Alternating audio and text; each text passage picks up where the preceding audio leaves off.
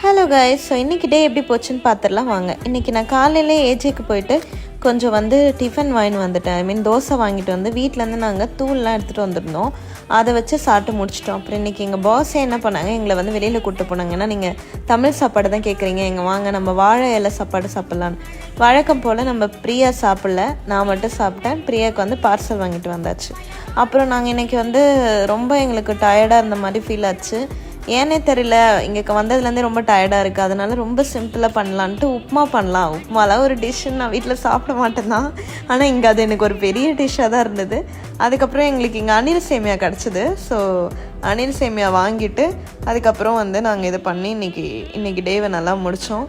அது மட்டும் இல்லாமல் இன்றைக்கி காலையில் மதியானம் நைட்டு 3 வேளை கரெக்டாக சாப்பிட்ருக்கோம். ஆஃப்டர் கம்மிங் ஹியர் இன்றைக்கி தான் நாங்கள் 3 வேளை ஒழுங்காக சாப்பிட்ருக்கோம். இது எங்கள் அம்மா பார்ப்பாங்கன்னு நினைக்கிறேன். ஓகே, பாய். நெக்ஸ்ட் வீடியோவில் பார்க்கலாம்.